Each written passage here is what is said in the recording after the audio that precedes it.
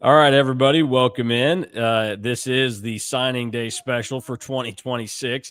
Not as grand or as special as we typically would like to make it. And it got off kilter yesterday because of obviously some bigger news. And that kind of goes to, I think, where a lot of people sit on how things kind of happened and went down yesterday, where I've seen, some negativity towards the Mercury for how the process went down. They're in a really tough spot because they are traditional media, and it's when you've got the story and you've got the pieces to it, you shouldn't be withholding that from the public. It is your duty to go and report and do this stuff, and it's a big deal that they have that. I mean, I pointed out they were the ones that were the first to break the Bill Snyder retirement news. But we understand that it's a sensitive topic, and in some ways unfortunate that Chris Kleiman wasn't able to make that announcement decision prior to some of the other stuff happening. But it goes down. Signing day stuff gets moved around, and that's how we end up with not doing a show on signing day yesterday, and instead two shows discussing Chris Kleiman retiring, Chris Kleiman's retirement, not Chris Kleiman and retirement. I think that's what my mouth was trying to say. And then Colin Klein, and the expectation there where it could happen while we're recording this show that the official announcement goes out. But it's happening, and it's an exciting time. And now Colin Klein's going to, while trying to help Texas A&M through the college football playoff, also probably be doing some work to make sure that all these guys don't try to get out of their letters of intent and all this other stuff, and retaining the guys on the roster, the guys that you were just bringing into the team, and so many other things that are going to go on with this. But signing day is still very important. K-State still put together a really nice final class for Chris Kleiman. And that's where I kind of want to start with this, is looking at the 5-year class ranks for K-State over the last 5 recruiting cycles. This year, 42nd.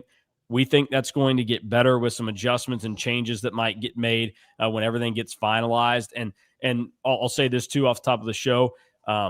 Because of the nature of everything that's gone on, we don't have any players that we are talking to today, but that will come at some point down the line, hopefully, to get their insight. It was obviously a fun and great part of last year's show and time around signing day. But there were a lot of them that took the stance of, hey, I kind of want to process this, and I'm sure there's a lot going on right now. So we'll talk to them down the line. Drew does have a quote from Tucker Ashford, though.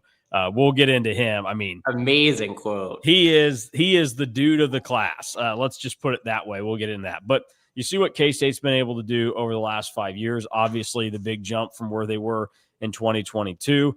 They get settled in, and their final 4 classes in the Kleiman era, 37th, 42nd, 37th, 42nd. Kind of fascinating how that ended up working out. But as you pointed out, Drew, for that 42, it could go up even as it stands right now.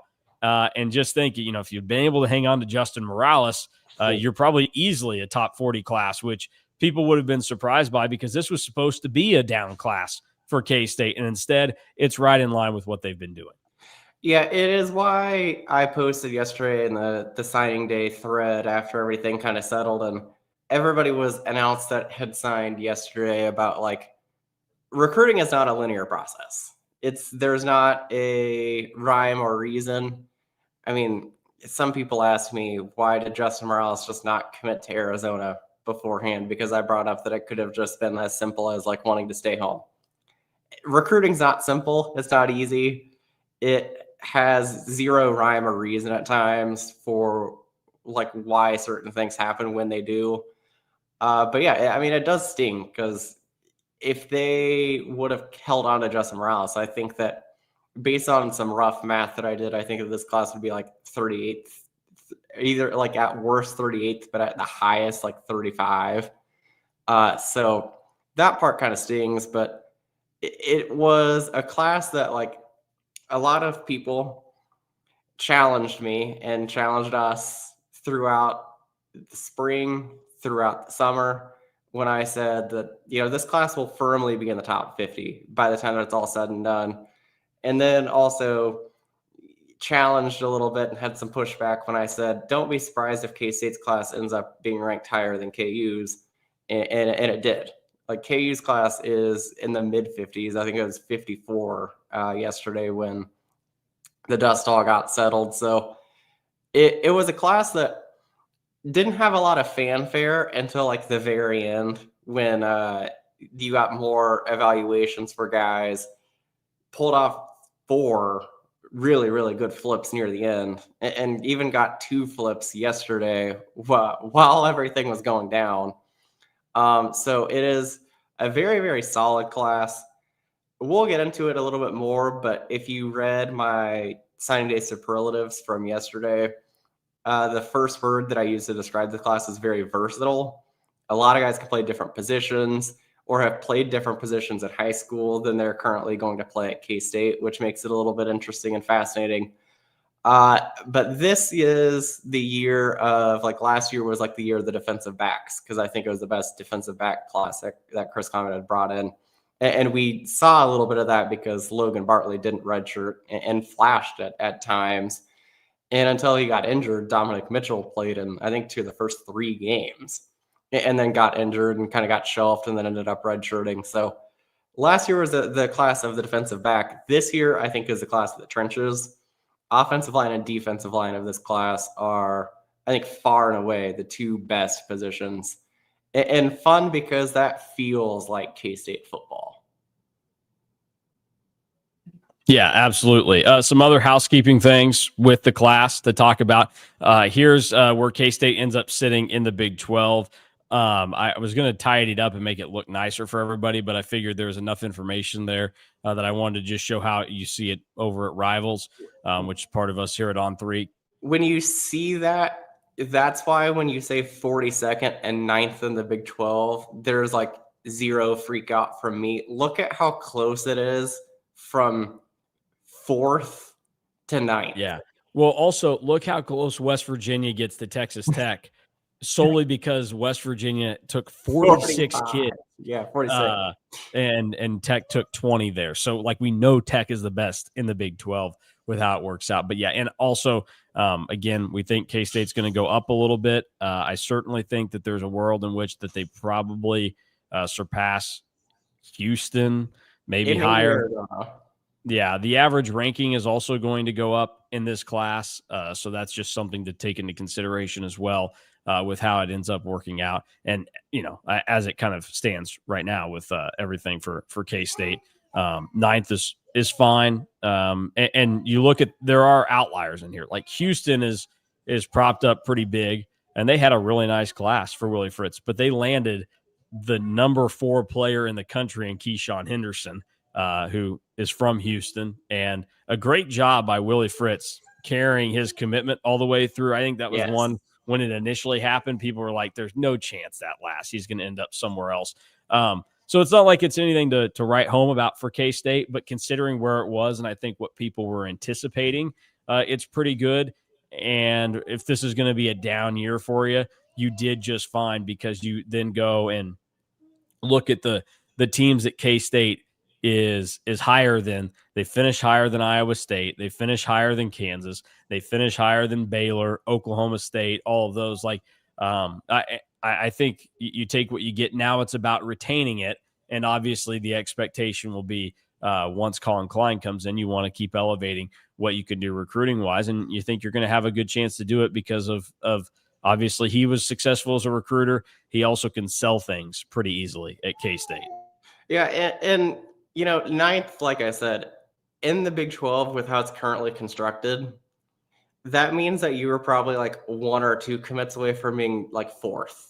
Like it is so tight when you look at 4th through 9th, and even 4th through, like, I think 11 are all like pretty jumbled up and pretty close. So it's nothing to like be panicked about. It's also not something to be like pumped up about that they are 9th in the Big 12, because again, of just how tight it is. And because recruiting gets a little bit silly, the final rankings are actually going to be posted in January next month. So we'll kind of see how that all goes and how it plays out. But it ends up being a very, very solid class. I think that there's probably more contributors in this class than the last class.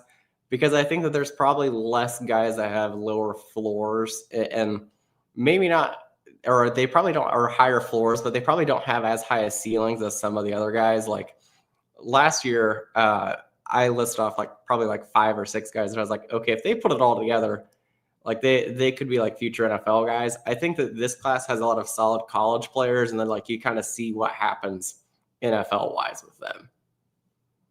Yeah. One other note to throw in here, that if you factor out the SEC and Big Ten schools, K-State checks in 17th out of the non-SEC Big Ten, because we know that there's developed such a big gap between those. Yes. Those rankings end up looking like this.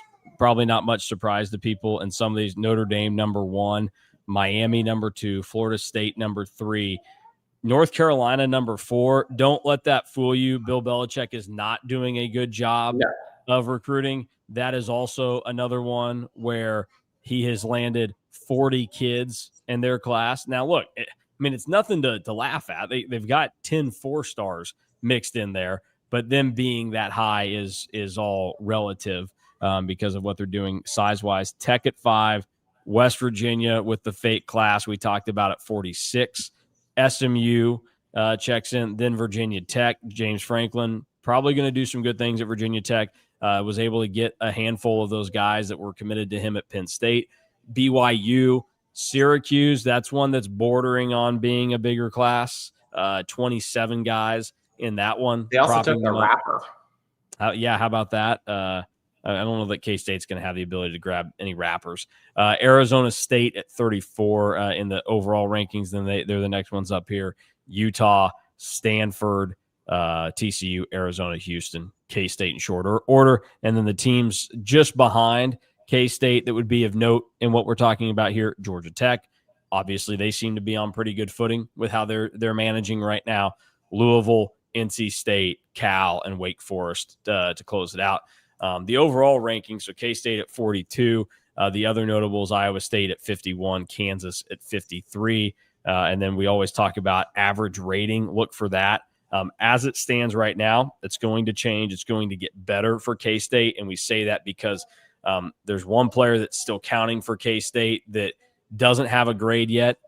We also think that there may be some others that get shuffled around, but they have the same average rank as KU and better than Iowa State for their recruits. And again, it's not like that is stuff that people are interested in because of the nature of the rivalry there, but also there's a natural recruiting rivalry that goes on with those places. And we would be talking about Oklahoma State, but they're just so irrelevant in this right now that it's not even worth mentioning at this point in time. So we'll get ready to get into the class as a whole.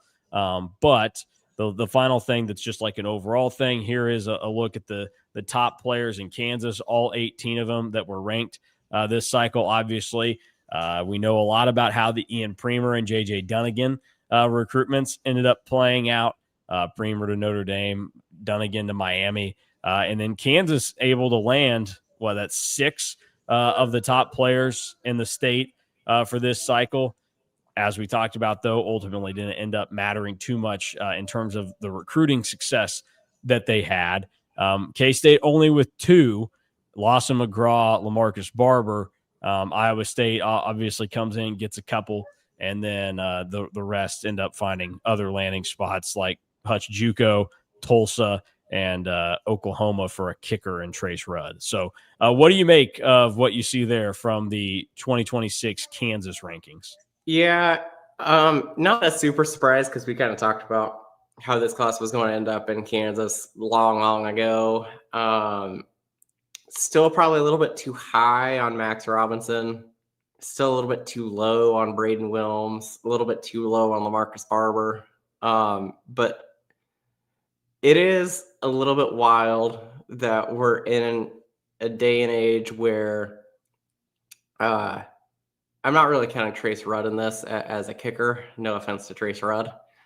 That it feels like a down year in Kansas and 13 players go to a Power 4 institution as a skill player.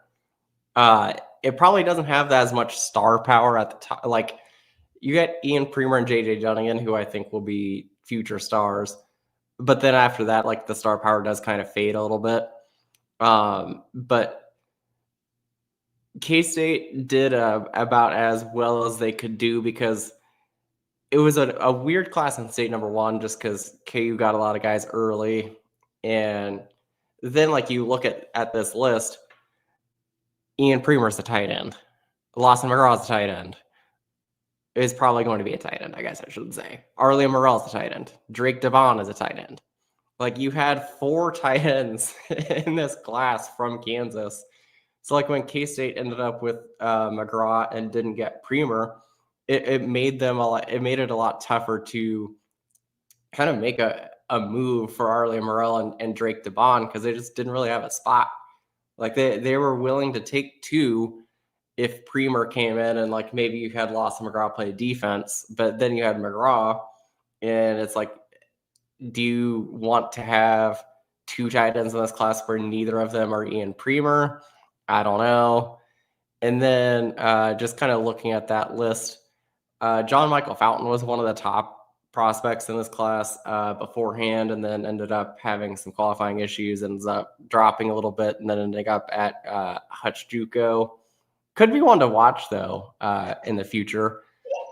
And then it is just a little bit crazy because, like, again, a lot of guys from Kansas still end up at Power 4 schools, and I mean, if you add Trace Rudd, 14 do, so it's pretty crazy. Yeah, it's an interesting list how it ends up working out. And I mean, you were on this for a long time, going back a year and a half, 2 years, saying that the 2026 class was going to be interesting for K-State because there were a lot of guys. This was even before I think really we had the idea that KU was going to make a really hard push financially, I think, in the NIL space for in-state kids. But I think you were on it and saying like there's a lot of natural KU leans in this class that were going to be there. Caden Snyder, Galbraith, all guys that grew up KU fans. Like, so that makes it a lot easier. Yeah, so you have a little bit of a natural spot there, and look, you don't fault KU for that. Like, this is what we talk about all the time. That's what you dream of being these schools, is that you want to be the place that these kids want to play, and so many times K-State has.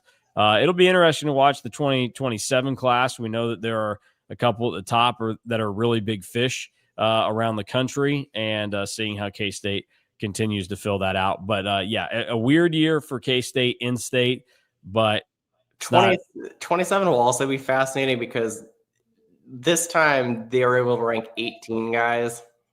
They might only get 10 to 15 in the next cycle that go somewhere. So that will also be an interesting component of this, is that the 27 class feels like the most down class that Kansas has had in a little bit. Yeah, 18 ranked in Kansas on signing day. I mean, last year there were 24, which is kind of crazy that you get all the way to that. I think really it's a testament and shows just how much Kansas is kind of stepping up and meeting a level. Because, when I first got down to Wichita, I heard some of the people down here do some serious I'll be nice about the language I use to describe it, but some serious complaining, whining, I would say, about, K-State and KU don't recruit down here, blah, blah, blah, all this stuff.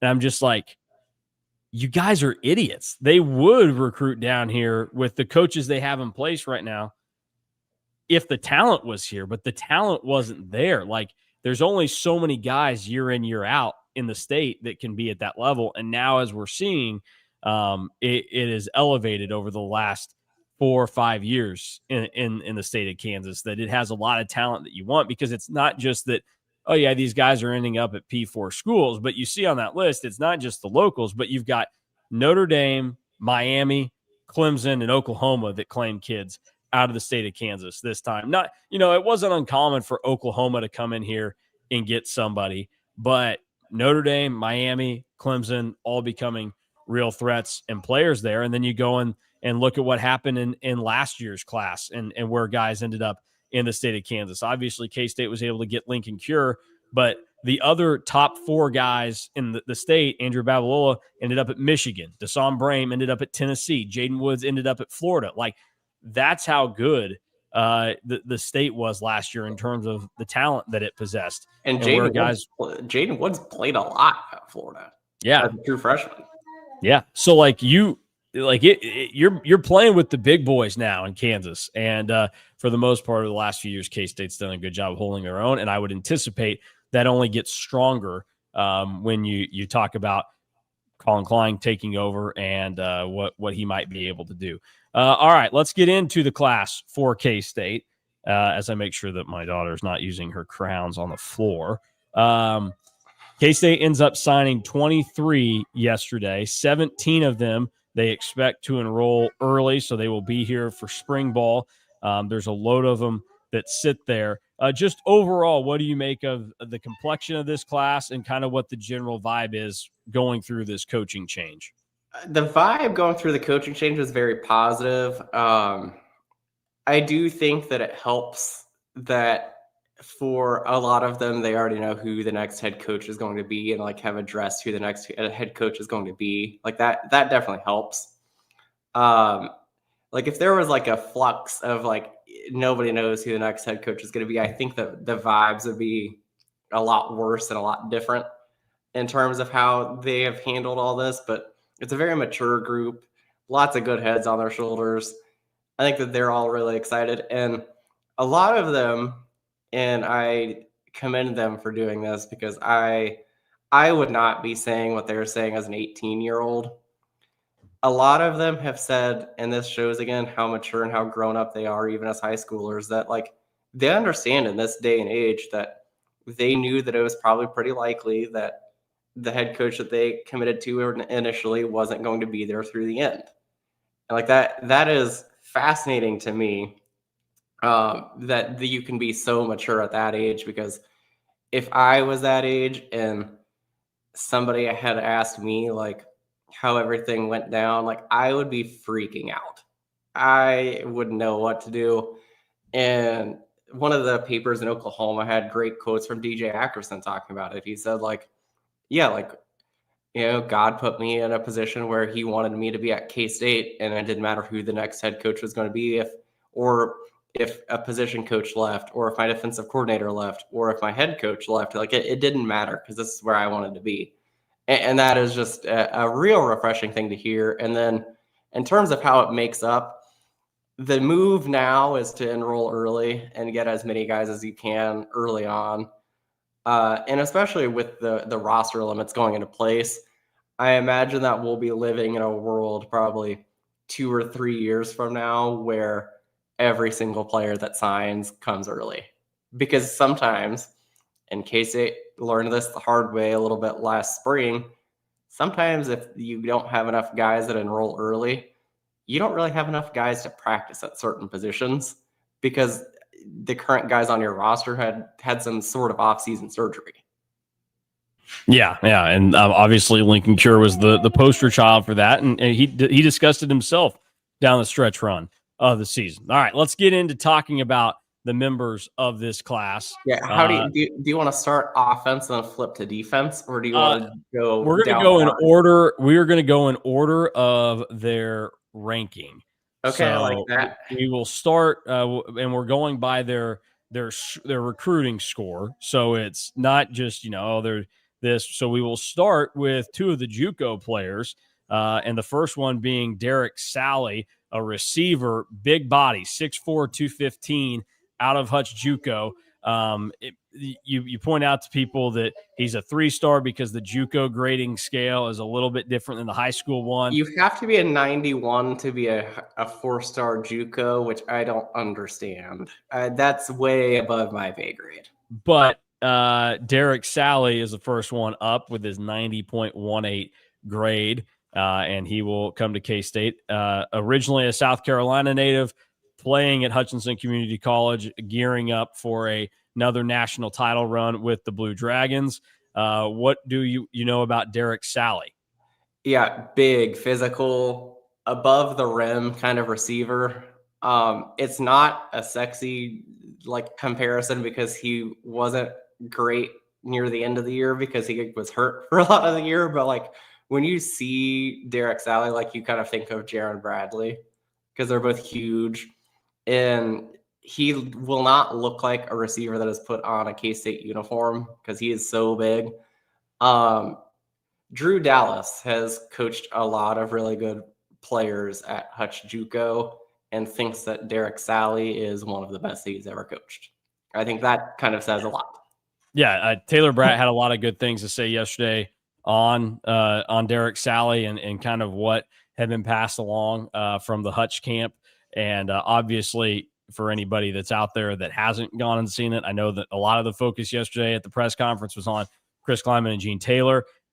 Go back and listen to what Taylor Bratt had to say. Let's move to the defensive side of the ball with Hutch Community College. MJ Graham, originally out of Oklahoma City.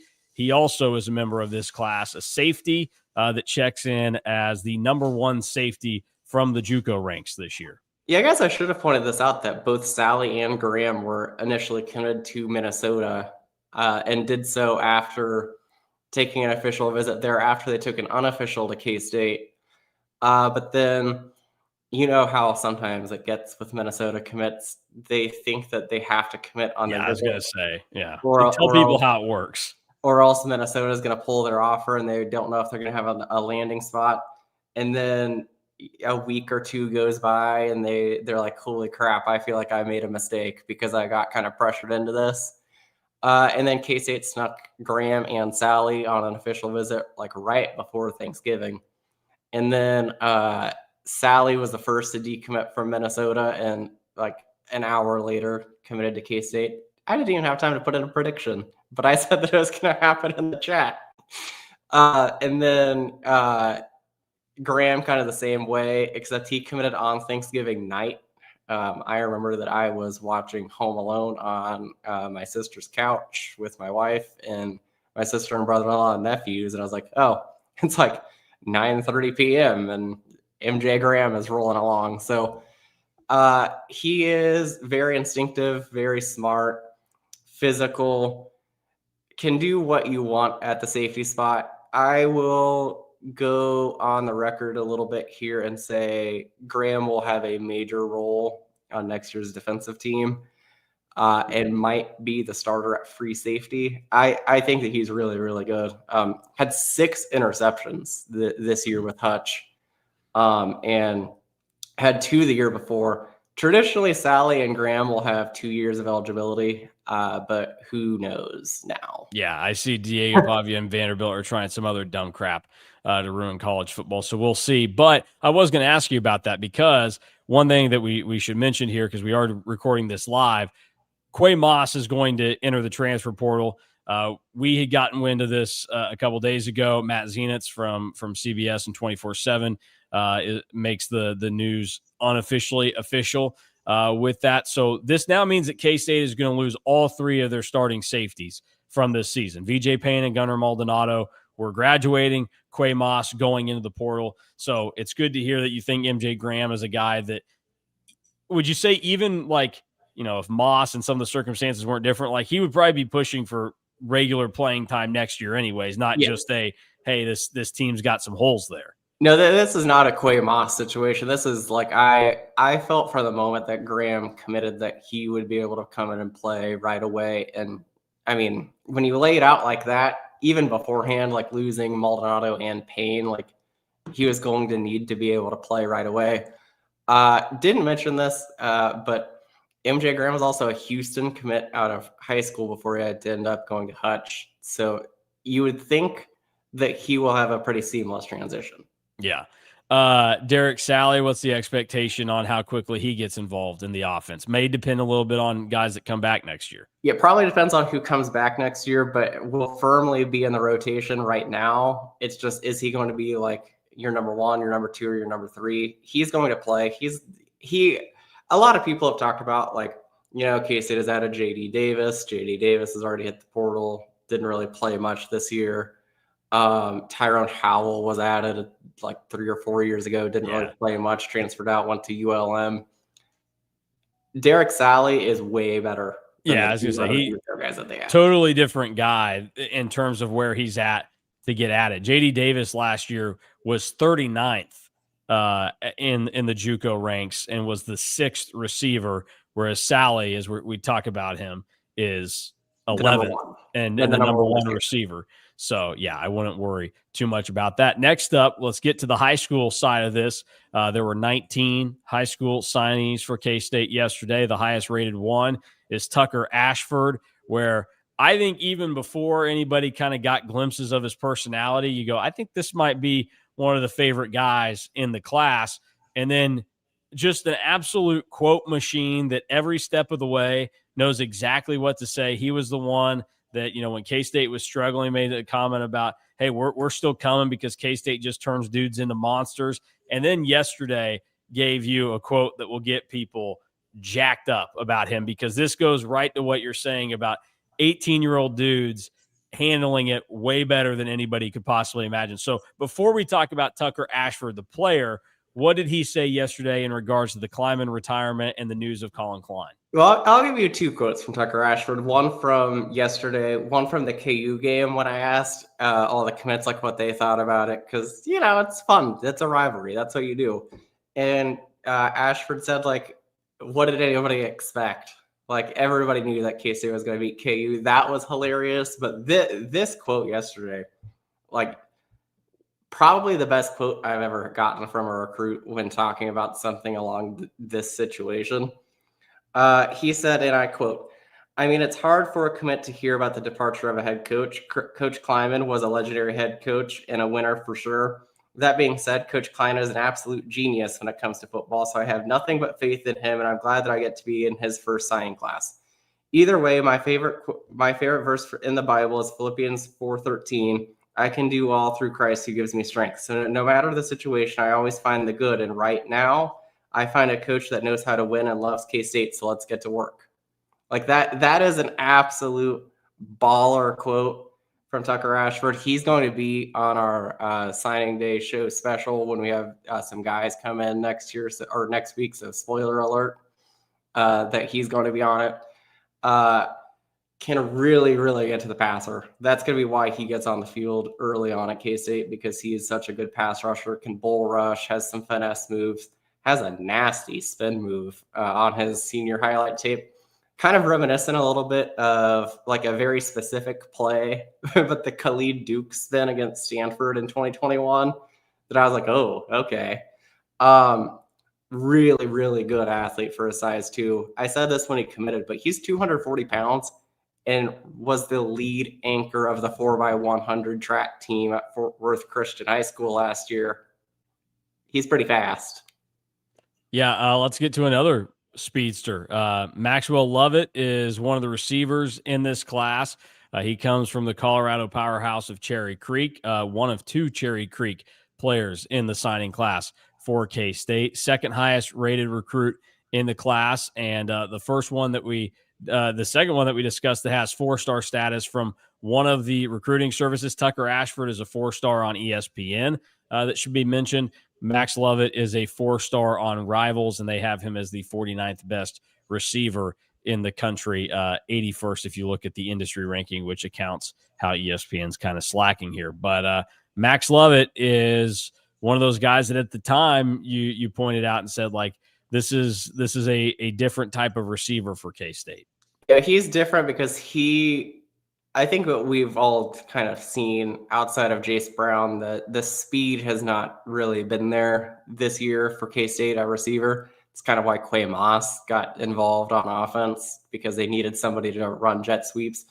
Max Lovett is very fast. He has legitimate track speed as well.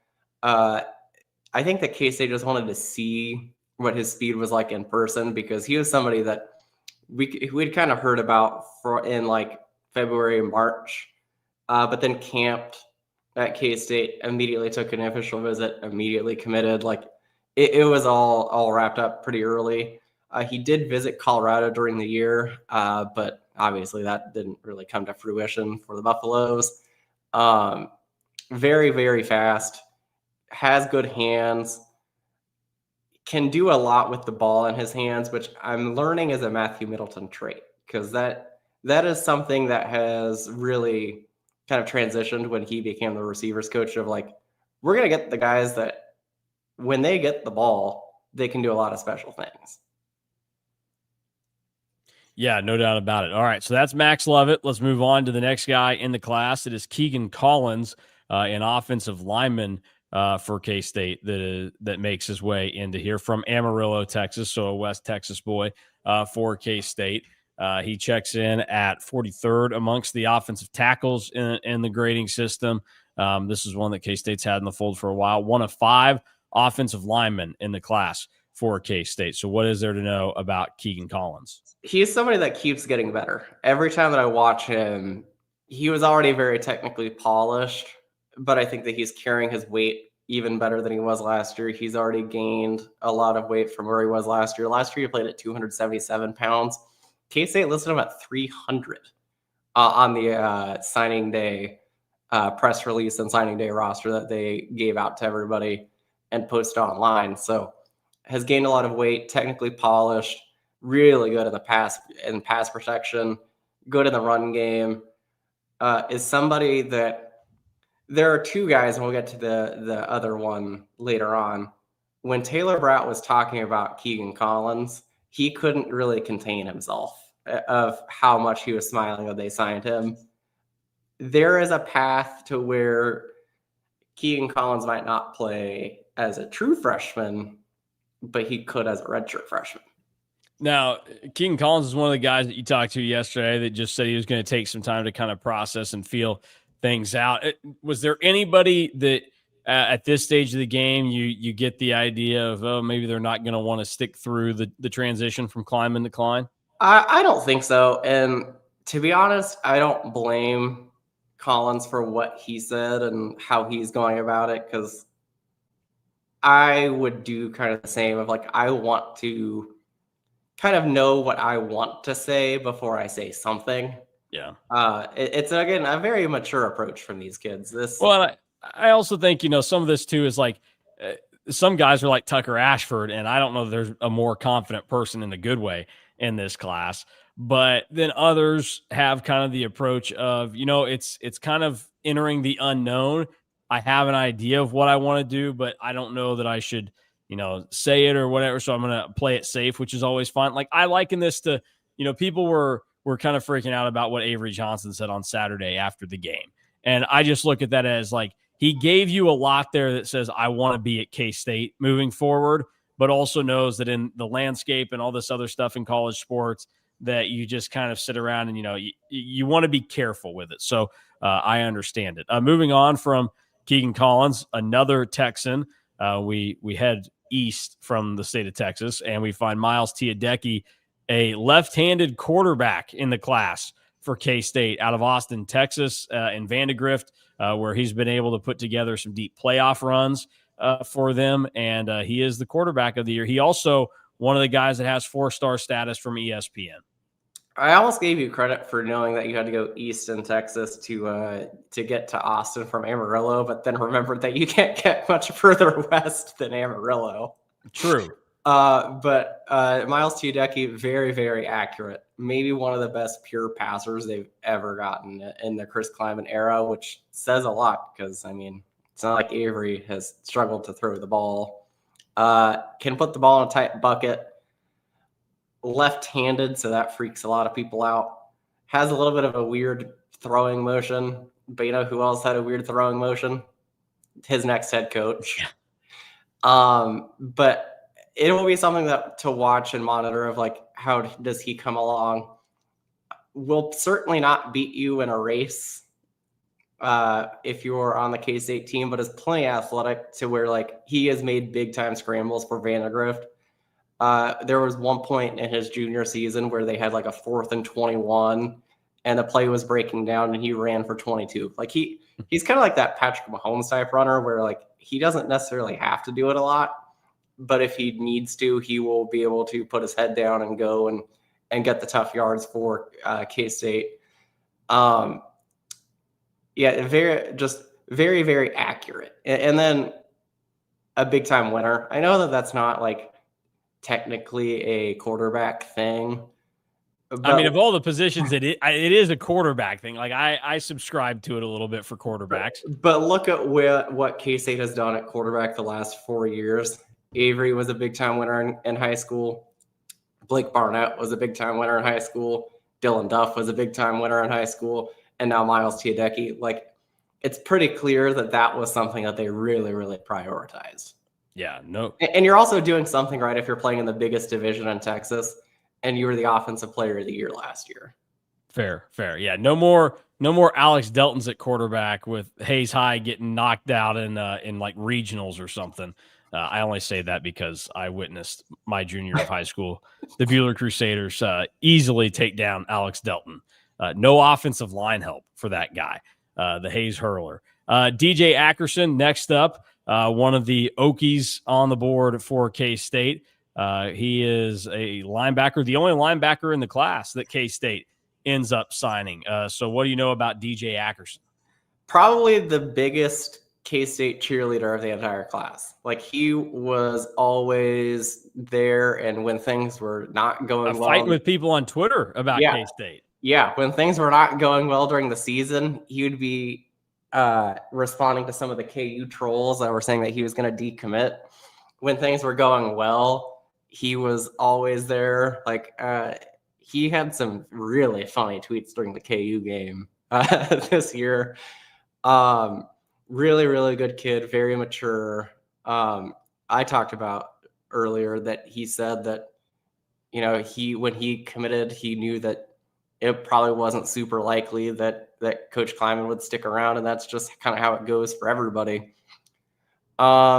Very under the radar recruiting win because he never really posted it, but Michigan wanted DJ Ackerson pretty bad, and K-State held on to him and still was able to get the signature and go through all that, even with the coaching change, even with a bad season. Like, he was very EMA from the jump, and I think that a lot of folks will appreciate that. And just, if there is a guy that is more pro K-State in this class than DJ Ackerson, it's probably Lawson McGraw because of who his dad is. Yeah, which we will get to Lawson McGraw in a second. But another nice natural segue here is you talk about some Michigan interest that picked up pretty heavy for DJ Ackerson.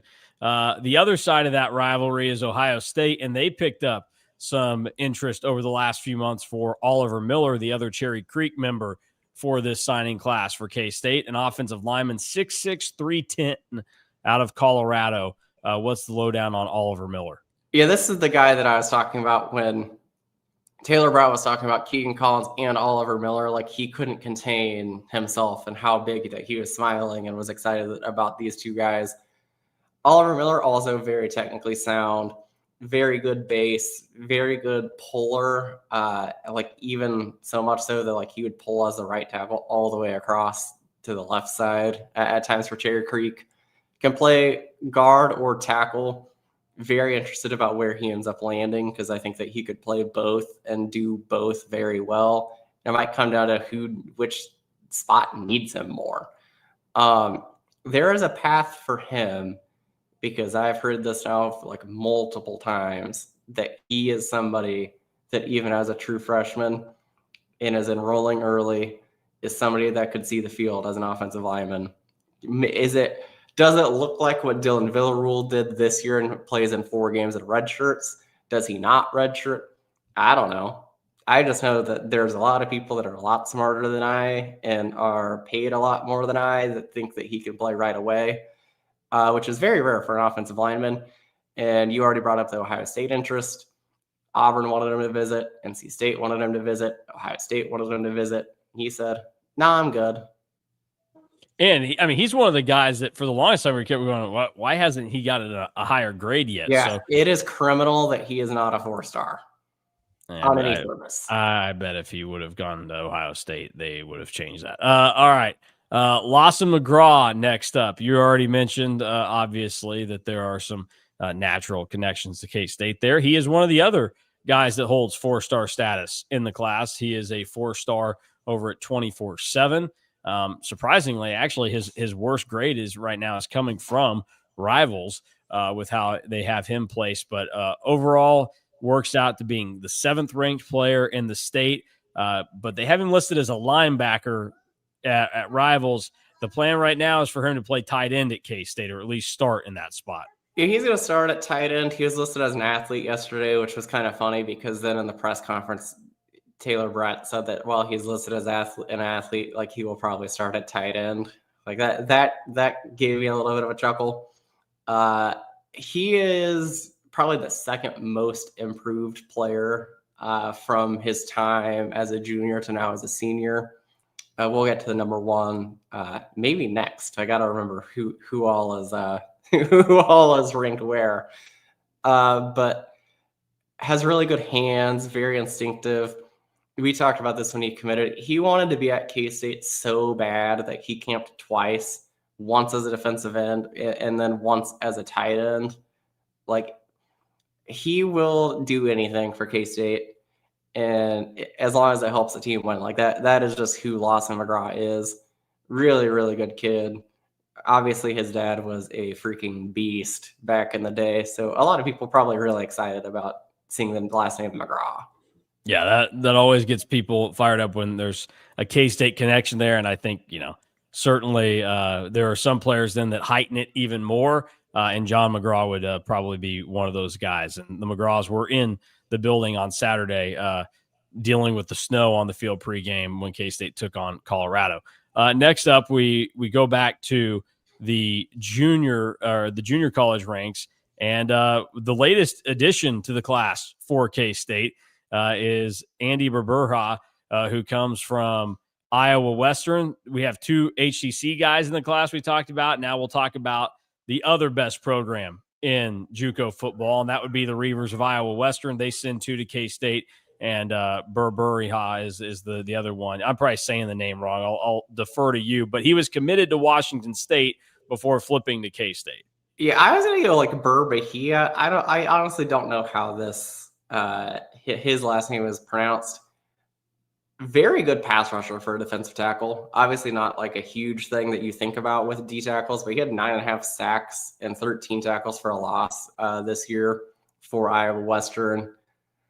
If you want a comparison, and he even has it down to what else he did in high school, he is very Damian Ilalio. Like he has really strong hands, knows how to use leverage, wrestler, can get to the passer if he needs to, but is also just a really good guy in the run game. And, K-State needs an older defensive tackle, and they still probably need another one. So he fills a big-time need as well. Yeah, I think whenever you hear kind of the Damian Ilalio comparison, I mean, that was a guy that watching him at Manhattan High, I was able to be like, he's going to find a way to be successful one way or the other because of everything that he did for them. We'll move back to high school and talk about Bennett Frazier, who was one of the more long-running recruits that K-State had on here. I can remember back to not this past summer, but the summer before that, when making his profile and you seeing him at a camp. And then he ends up along the way out of Kirksville, committing to K-State in June and signing yesterday as the 14th ranked player in the state of Missouri. Yeah, under the radar recruiting win. Again, another offensive lineman that can play tackle or guard will probably start as a guard, and then we see what happens from there. Physical, tough, not afraid to get on you and get nasty along the offensive line. Is one of the skinniest 275-pound kids I've ever seen. So he'll be able to put on a lot of weight really easily. Really good as a thrower in the field events of track and field. So that excites a lot of people. Under the radar type of recruiting win because he's from Missouri, had a Missouri offer, and it never felt like Missouri had a chance. Yeah, which is always a good thing for people to hear. If you want to talk about kind of owning your regional rivals, the next one falls into that category as well. Listed as a safety, but this is one of the ways that K-State was able to get the job done and land Caprice Keith, is that the Cats have him as a wide receiver. So what do you know about Caprice Keith and what people could expect with that transition? Yeah, he's also a guy that is more of like a contested catch above the rim type of receiver. Really good route runner, really, really strong hands. he is listed as a receiver, even though he's signed as a receiver, even though he was a safety commit at Iowa State. That was how K-State was able to land him. Has a lot of wow plays on his senior tape. Might be one of the most fun senior films of all the recruits and signees. The first play that really made me go wow was actually a defensive play where he like casually makes a one-handed interception like it was nothing. And then the next play, it's not even a catch because he was forced out of bounds, but he comes down with another crazy catch on the offensive side. There is a path again for him, depending on how everything shakes out, that he could be somebody that plays next year as a true freshman as well.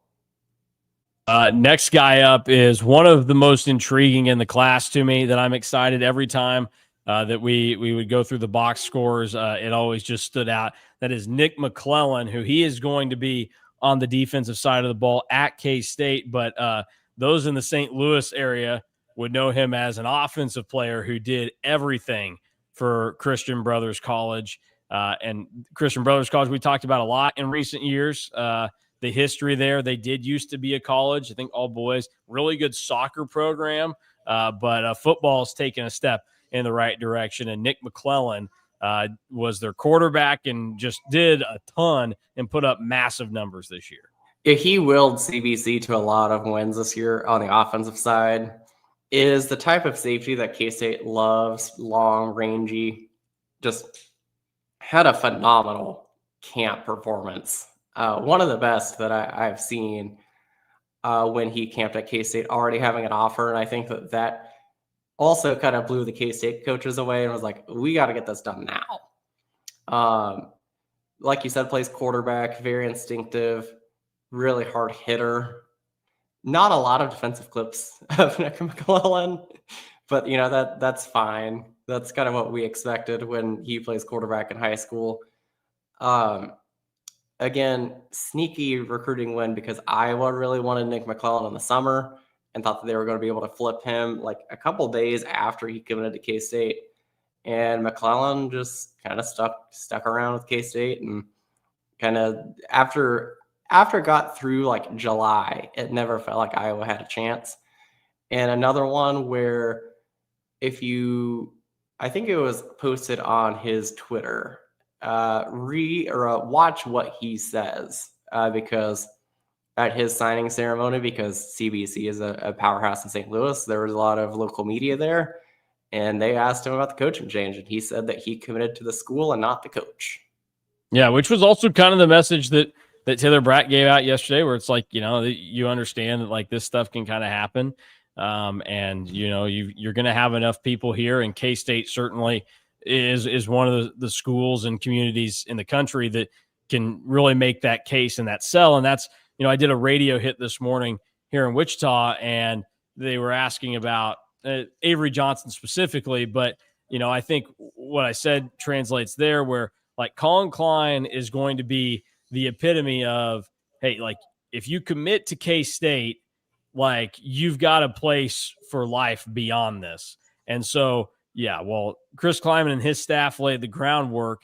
You still come to K-State, you're going to get great coaching, we would assume, but you're going to be welcome into that community, and it's going to pay dividends down the road in life. Now, it may not be the dividends that Colin Klein's about to get, where you're about to become the head coach at K-State, but you're forever going to have opportunities in and around Manhattan because of it and all these connections that can get you other places. Next up here, let's go to, you got to travel west directions again, Drew. You'll go across the state line. We'll get into the Kansas side of Kansas City and head to Mill Valley, which has been obviously a popular destination for a lot of schools around the country over the last however many years and trying to find talent. K-State found it in LaMarcus Barber, an offensive lineman this year, their second Kansan in the recruiting class. Yeah, K-State has done really well at Mill Valley in the last handful of years. This was the guy that I was talking about with Lawson McGraw. It ends up being the two Kansas kids.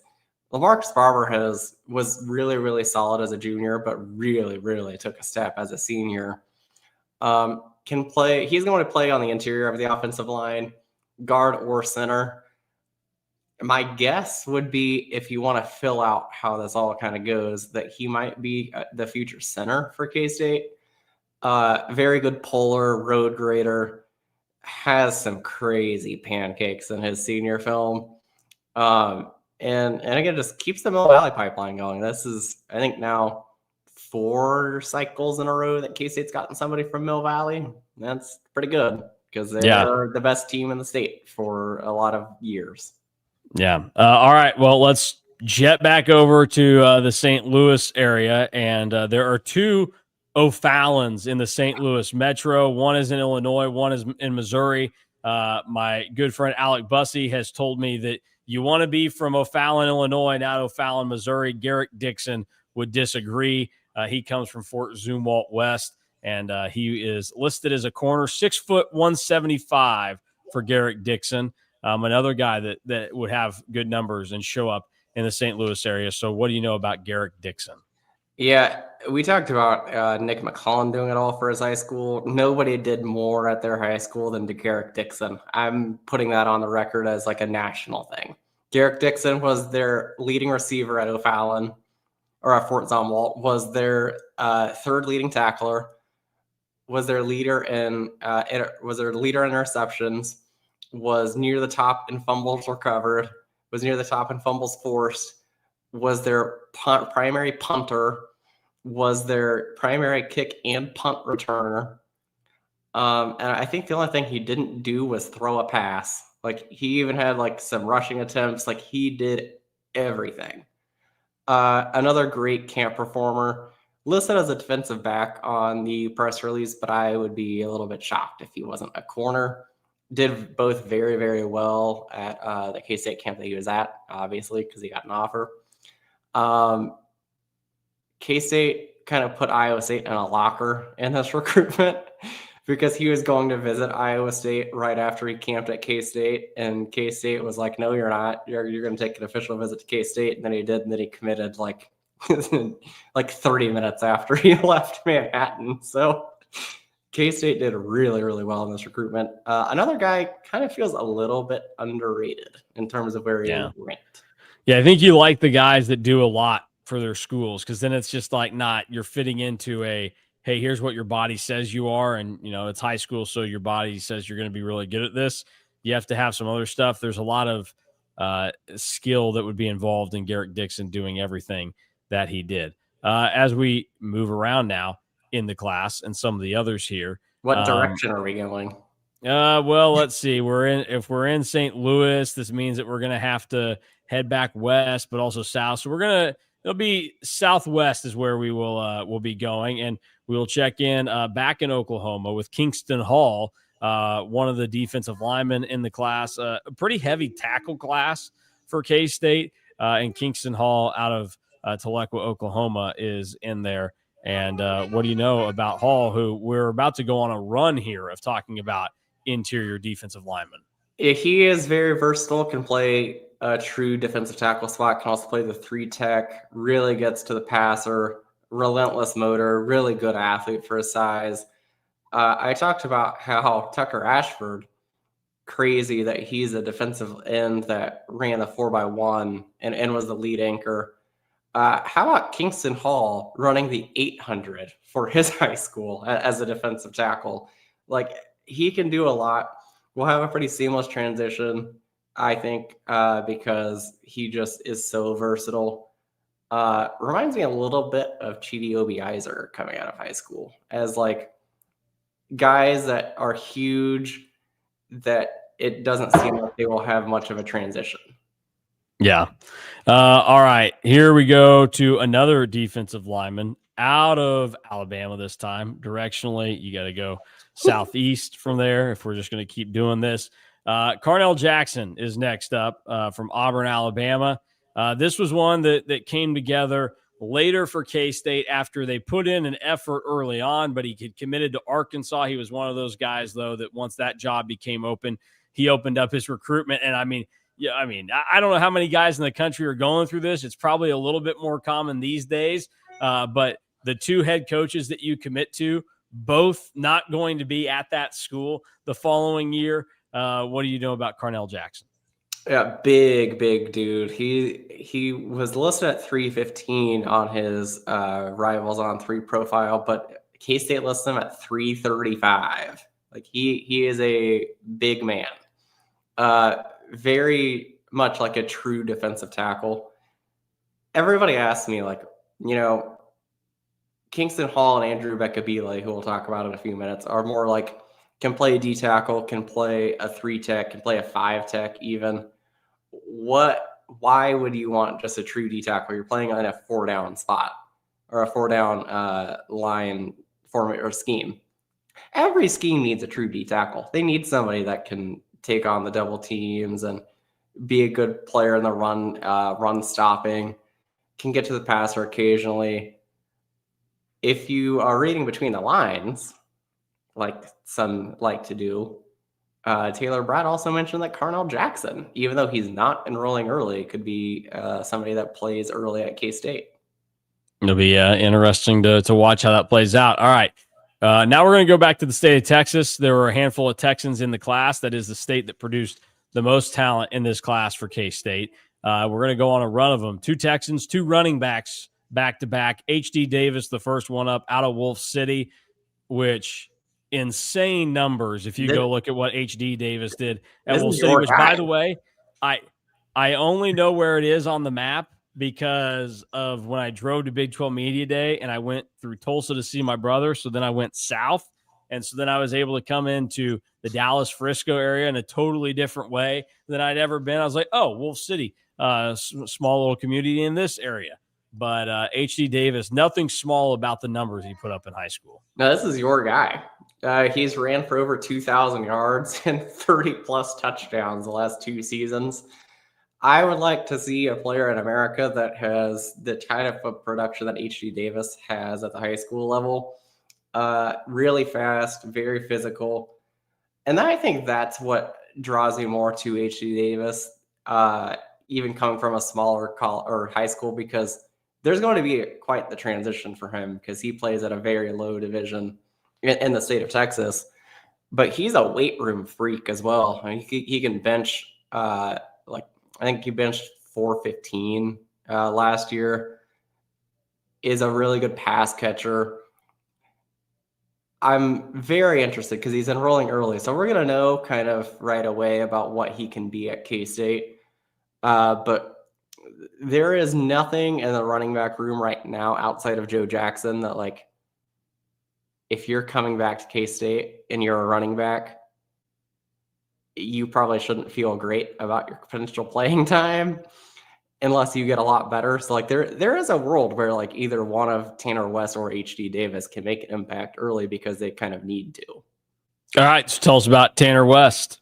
Tanner West is where H.D. Davis is like a power back and physical, even though he's still fast. Tanner West is kind of more of like the Davon Rice, Dylan Edwards type, where they are more of the scat back. Tanner West, as a junior, almost had more receiving yards than rushing yards because he played in the slot a lot as well as a running back. Can do a little bit of everything on the football field.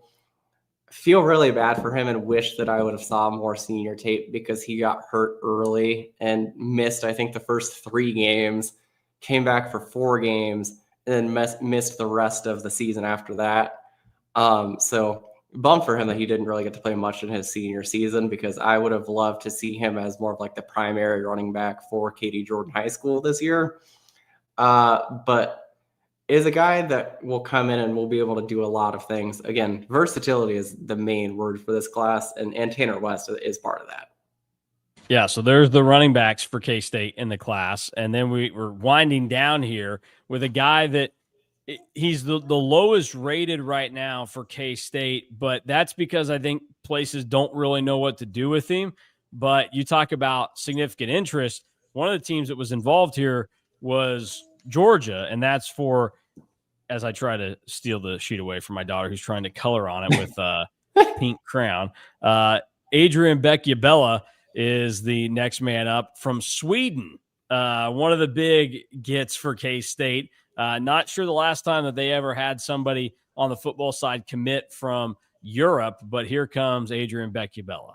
Yeah, Beckabile big, looks like a grown man already. Had one of the best camp performances that a lot of the K-State coaches had seen. I unfortunately was not there for that one, but a lot of K-State coaches were like, holy crap. Because he was somebody that was obviously not really on the radar because he's from Sweden, but can do a lot of things. Again, can play that true D tackle, can play a 3-tech, can play a 5-tech, gets to the passer really well. And again, he just looks like a grown man. When he was taking his official visit during the Texas Tech game, I was like, holy crap, get this guy a uniform and get him on the field now. He will be at K-State in January, and kind of like Carnell Jackson, the defensive tackle spot is not in great shape. And especially in the younger classes, like you have Malcolm Crowder, who will most likely be back potentially. You never know in this day and age, but like you would want him back. You're gonna have Andy Berbahia. After that, like there's playing time to sell and there's playing time to go get. So like Adrian Beccabile could be one of those guys that comes in and is able to play next season. Yeah, the last one we'll talk about is Jordan Jensen, the final Iowa Western member of the class. He came out of nowhere. Doesn't even have a rating yet from Rivals. Any knowledge on how this one snuck in there under the gun? It makes some sense because K-State needs a center that is like a primary center that is an older guy, because Michael Caprio was out all this season, and it's a pretty big injury that could keep him out even a little bit into the next year. And he'll probably be the primary backup to Kyle Rockers. Was not on my radar. There was a couple times where like I hinted that like a flip or a surprise might end up happening. I did not think that it was going to be Jordan Jensen. Interested to see where his rating comes in at. I mean, he's everything that you want in a center. Very smart, can pull, very athletic, and just makes a lot of sense with the roster, because I think that there will be a world where eventually like you want to have your versatile offensive linemen, but sometimes you want to have guys that are like center only. And like he would fit the bill with Kyle Rockers in that sense. Yeah. All right. I got a couple of little things to clean up here for us on signing day to give some knowledge to everybody. So if I just, read actually through everything. So the Adrian Beccabella pronunciation was in there on his personal. Interesting. Tucker Ashford, his grandfather, also named Tucker Ashford, played 7 major league seasons across 12 years, I believe. Oh, I guess only 8 years, but from 1976 to 1984, his grandpa played Major League Baseball, including in 9 games for the Royals in 1984. Nice. As a utility infielder. Too bad he wasn't there a year later. Yeah, tough. Would have been a World Series ring mixed in there. But 3 seasons for the Padres, 1 for the Rangers, 3 games for the Yankees, 35 for the Mets, and 9 for the Royals. So there you go. That's something to note as well. And then the Andy Berbahia pronunciation there, if we had just looked. And then, Drew, I will give you this one as well, because this is something people always enjoy with how things are changing and people, crazy. People get older, believe it or not. Do you want to guess who the youngest player in the class is and give me the month and the year that he was born? Oh, boy. Well, now I have to do math about how old you would be if you're turning 18. So what year were you born? I will say that it is Max Lovett, and he was probably born in it's Tucker Ashford, and he was born yesterday in 2007. So Max Lovett was born in November of 2007. Tucker Ashford was born in December of 2007. You were right on that. Youngest member of the class belongs to LaMarcus Barber, July 14th, 2008. Wow. 2008 is crazy. So there you go. 2008. I know that there are people that are like freaking out that like Colin Klein is older than them or is younger than them, and he's going to be the head coach for the first time. Like sometimes when I see like 2007, 2008, I'm like, we were like well into elementary school at that point. Yeah, 2000 July of 2008, I would have been gearing up for the 5th grade. I would have been that would have been because 07, 08 was 4th grade for me. That I only remember that because that was when K-State finally played in the NCAA tournament. And that was a seminal moment in my childhood, like getting to fill out the bracket in the room, and K-State. I actually could see K-State on it. Like these kids like don't have any memory of Michael Beasley playing at K-State or like Jacob Pullen. And I mean, these guys don't even they don't have any recollection of Colin Klein playing at K-State. And like they also don't remember, like they don't have memories of their head coach playing at K-State. That's crazy. Yeah. None of these guys know who Brandon Banks is. I mean, come on. Like that. I bet you LaMarcus Barber doesn't even remember Robert Rose running around on Fools. That is wild to think about. All right. Well, that will close things out for signing day in 2026. We'll have more on this, obviously, over the next week or two. We'll try to get a show together of talking to these different players as all the news becomes official and they get time to settle and decide if they want to remain with K-State. But a solid class to close out the Chris Klieman tenure as they finished 42nd nationally as of signing day. I think that will change a little bit. But the progression that recruiting efforts made under Chris Klieman and his staff, it's one of the more impressive things that they did. Not just that they were able to find success post Bill Snyder at K-State, which hasn't been easy for people, but that they were able to change recruiting to this stage where people were going to be disappointed if they finished 50th this year. And that would have been a really good class when Chris Klieman first took over.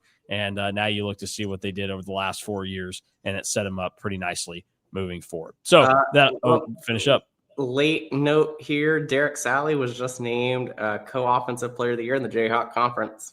There you go. That goes back to he is better than the previous JUCO receivers that they brought in. Okay, well, there you go. All right, for Drew Galloway, I'm Mason Voth. Thanks for watching and listening to the KSO Show. Plenty more on signing day stuff over at K-StateOnline, and obviously big announcement, something else in the works that people are worried about. So you can head on over to On3 KSO. We'll have plenty of Chris Klieman, Colin Klein, all that stuff going down for you from many different angles. And we expect at some point later today, the news to become official that Colin Klein will be the next head coach at Kansas State.